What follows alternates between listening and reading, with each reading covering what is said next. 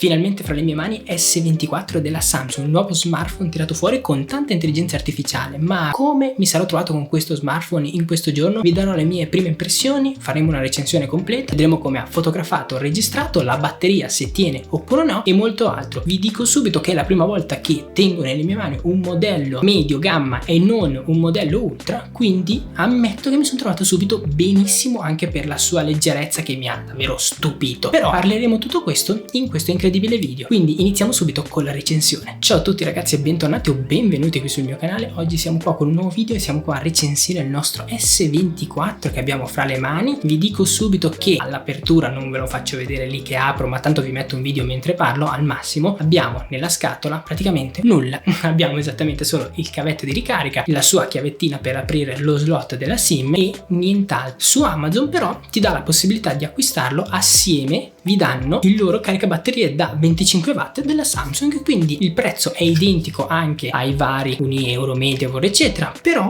con in più un caricabatterie uscita Type-C. Non perdiamoci troppo in chiacchiere, parliamo subito di questo S24, sistema operativo Android 14 One UI 6.1 con un display da 6,2 pollici, qualità del display da 1080x2340 con un picco massimo di 2600 nits. Infatti al sole ha una netta tenuta sulla luminosità e sui riflessi, e con questo nuovo display che hanno fatto i riflessi vanno quasi completamente a scomparire. Purtroppo rispetto al modello S23 sparisce lo Snapdragon ed entra in gioco l'Exynos 2400. Dico purtroppo perché molta gente prima di acquistarlo ho visto che si lamentava sulla tenuta della batteria perché lo Snapdragon riusciva a gestire meglio. Ma sarà davvero così? Ve lo dirò più avanti in questo video quando parleremo della batteria, cioè a breve. Questo è un 128 GB con 8 GB di RAM, può arrivare fino a 256 GB, possiede una batteria da 4000 mAh con ricarica a 25 watt quella rapida e a 15 watt quella wireless. Parliamo al volo della batteria prima di passare alla fotocamera. Per il momento come tenuta batteria per me rimane ottimo perché l'ho caricato ieri e io ho messo l'impostazione che doveva ricaricarsi fino solo all'80%, l'ho ricaricato ieri sera e adesso l'ho usato per fotografare, registrare, fare dei test e tutto, ce l'ho al 57%, quindi da ieri sera alle 9:30, 10 ha consumato solo il 23%, considerando anche che sto tenendo lo schermo comunque abbastanza alto. Adesso forse è in automatico, ma quando lo aumento ragazzi, cioè, guardate che picco di luminosità che ha questo display. Se io faccio così è incredibile comunque il display del nuovo Samsung. Parliamo al volo delle tre fotocamerine. Parliamo di una fotocamera principale da 50 megapixel a f1.8, una 0,6 cioè ultra grandangolo da 12 megapixel a f2.2. Questo smartphone dispone di un teleobiettivo a 3x a 10 megapixel a f2.4. Come compartimento video invece possiamo registrare con questo S24 fino a 8K a 30 fps, 4K a 30 e 60 fps e il 1080 fino a 240 fps. Se vogliamo fare un super rallenti, lui riuscirà a registrare fino ai 960 fps. Possiede una fotocamera frontale da 12 megapixel che può registrare fino in 4K a 30 fps o 60 fps e 1080 in 30 fps. Possiede uno slot per la nano SIM e la eSIM, non possiede la slot per la micro SD per aumentare la memoria interna. Abbiamo parlato delle sue caratteristiche principali, ma come la lavorerà in termini di fotografia e video? Andiamolo a vedere in diretta assieme, lo guarderemo proprio io mentre sfoglierò fotografia e video, vi dirò subito il mio parere di come ha lavorato. La prima foto che voglio andare a vedere è uno scatto da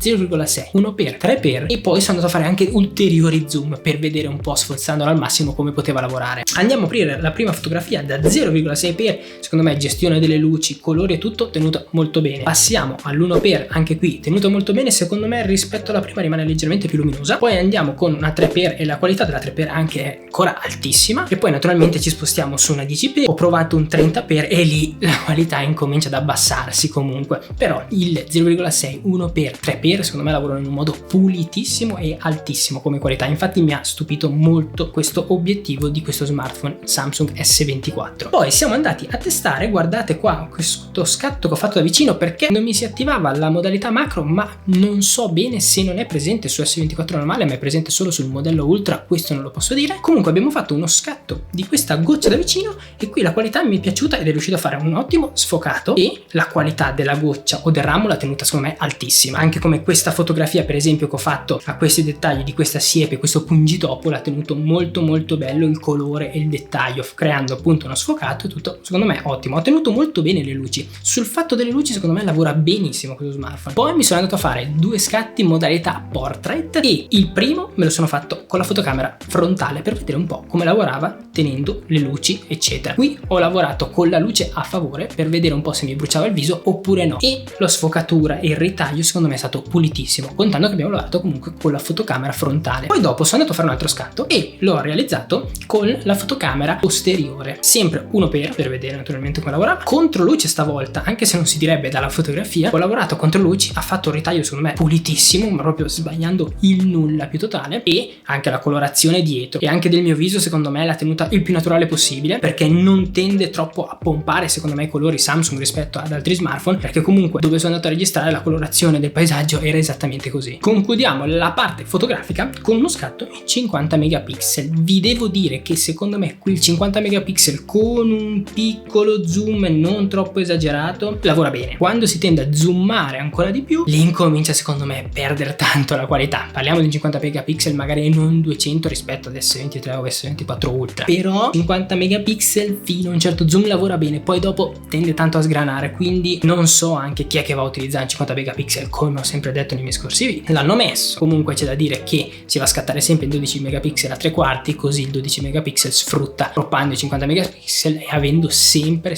più informazioni perché racchiude più pixel in un solo megapixel. Passiamo alla parte video. Prima di farvi vedere le registrazioni che mi sono fatto a me con fotocamera frontale, fotocamera posteriore e anche modalità ritratto per vedere un po' come faceva il ritaglio nel video, guardiamo 2 clip e sentiamo anche come lavora l'audio per vedere cosa stavo facendo con i test che ho fatto, perché ho fatto 2 clip video praticamente identiche, ma una contro luce e una a favore di luce per vedere un po' come lavorava lo smartphone. Abbiamo sto video contro luce 0,6 per 1 per 2 per che ho aggiunto e un bel 3 per, vediamo un po'.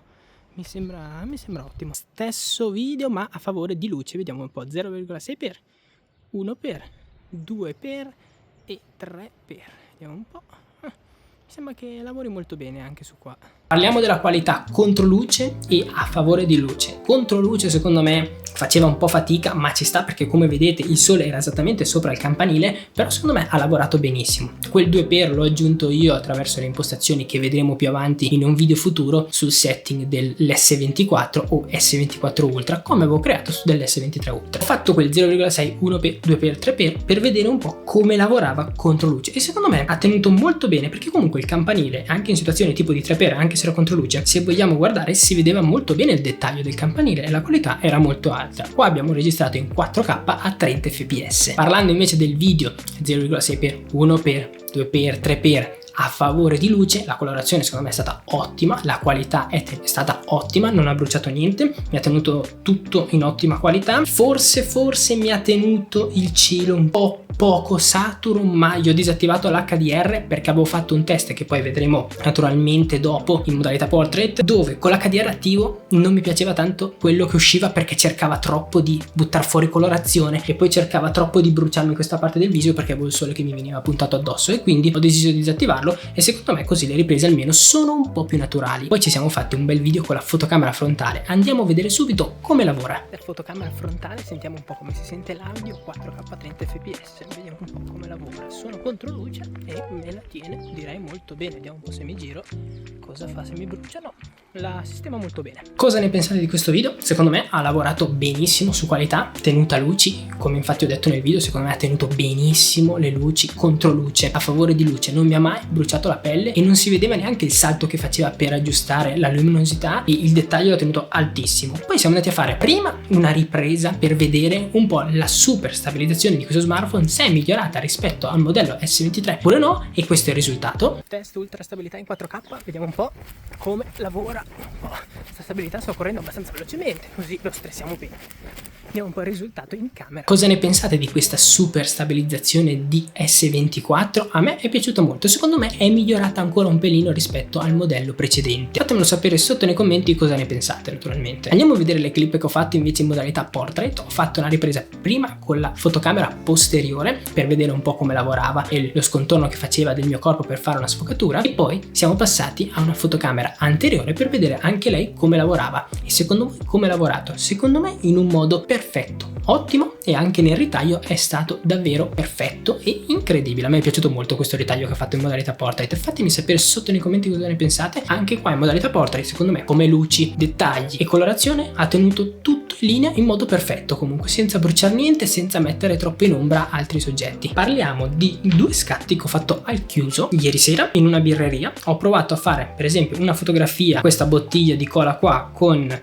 questo popcorn, e secondo me al chiuso c'erano questi faretti e vi assicuro che non era super luminosa la situazione. Ha lavorato molto bene sulla qualità. Poi sono andato a fare anche una fotografia per esempio a questo faretto e quelle luci dove ci sono quelle scritte lì, è riuscito a compensare molto bene, non per niente infatti le scritte si vedono anche molto bene. Poi sono andato a fare anche un portrait alla mia ragazza senza modalità portrait, scatto normale, e anche lì come vediamo il dettaglio, i colori li ha tenuti molto bene, contando che eravamo al chiuso in modalità normale, comunque punta e clicca e basta. Rispetto ai modelli precedenti, ma tanto verrà implementato anche sui modelli precedenti, con un aggiornamento c'è presente molta intelligenza artificiale. Questa intelligenza artificiale cosa ci permetterà di fare? Di modificare per esempio fotografie, andando a tenere premuto sullo schermo, scegliamo il soggetto, potremo spostarlo e lui rigenererà la parte dove era presente il soggetto e il soggetto verrà spostato in un modo abbastanza professionale. Anche secondo me ha dei grossi limiti e ci può stare comunque, perché va a ricreare tutto in automatico con l'intelligenza artificiale. Poi permetterà anche se no di recuperare un ritaglio magari perso. Tu vuoi ritagliare la foto, prima quando si ritagliava la foto si andava a perdere una parte della fotografia perché tendeva un po' a zoomare l'immagine, invece questa volta andando a sistemare la foto lui in automatico andrà a ricreare quella parte di angolo della fotografia in modo artificiale, cercando di completare la fotografia in un modo abbastanza pulito, e lì secondo me lavora anche abbastanza bene. Ho provato ieri quando mi era arrivato al volo, mi sono fatto un selfie, ho ricreato una parte dentro casa mia, non l'ha ricreata male, l'ha ricreata abbastanza bene, però la differenza è stata che lui ha visto che avevo il tatuaggio a sinistra, tenevo lo smartphone con il destro e nel ricreare anche questa parte del braccio ha deciso di farmi un tatuaggio nel braccio destro. La fotografia purtroppo non ce l'ho più, ma l'avrei tenuta perché mi ha fatto davvero ridere nella creazione, però ci sta, è anche un po' divertente da fare. Cosa ne penso di questo smartphone come prima impressione? Secondo me ottimo smartphone, ma per essere sicuro ve lo dirò più avanti, tra 1 o 2 settimane, che lo testo per bene, vedo come mi trovo, per vedere un po' come lavora anche quando andrò in giro. Poi tanto i prossimi giorni magari vado in giro, faccio qualche foto, qualche video, vedo un po' come la tiene la batteria e vi faccio sapere appunto tra 1 o 2 settimane se ne vale la pena acquistarlo oppure no. Vi dico subito che se vogliamo passare da un S23 a un S24 non fatelo, tanto la differenza è praticamente minima, se non quasi nulla. Forse è leggermente più leggero, ha dentro l'intelligenza artificiale, ma tanto col nuovo aggiornamento che ci sarà tra un po' verrà implementata anche sui modelli precedenti. Se volete passare invece da un S20 a un S21, lì il salto di qualità lo vedrete abbastanza. Lato positivo, questo smartphone verrà aggiornato per ben 7 anni, quindi se decidete di acquistarlo comunque 7 anni di garanzia di aggiornamento ce l'avete. Prezzo 128 GB 929 euro, 256 GB 989 euro. Lì sta a voi se volete spendere quei 60 euro in più e avere comunque il doppio della memoria. Tenete presente che su Amazon comunque vi danno anche il caricabatteria in più, quindi se volete avere anche il caricabatteria perché magari non disponete del modello nuovo, andate su Amazon, vi lascio il link in descrizione, tanto a voi non cambia nulla. La differenza è che a me arriva una piccola percentuale anche per sostenere il canale e avere recensioni o comunque video di altro genere in modo completamente gratuito da parte vostra. Spero che questa piccola recensione e prima impressione di questo S24 vi sia piaciuto. Fatemi sapere cosa ne pensate. Naturalmente ne parleremo meglio tra 1 o 2 settimane per vedere se ne varrà davvero la pena oppure no, o se riscontrerò qualche problema o sarà tutto perfetto. Mi raccomando, iscrivetevi al canale, lasciate un bel like, commentate sotto se volete altri video del genere e ci vediamo direttamente domenica prossima con un nuovo video. Ciao ragazzi!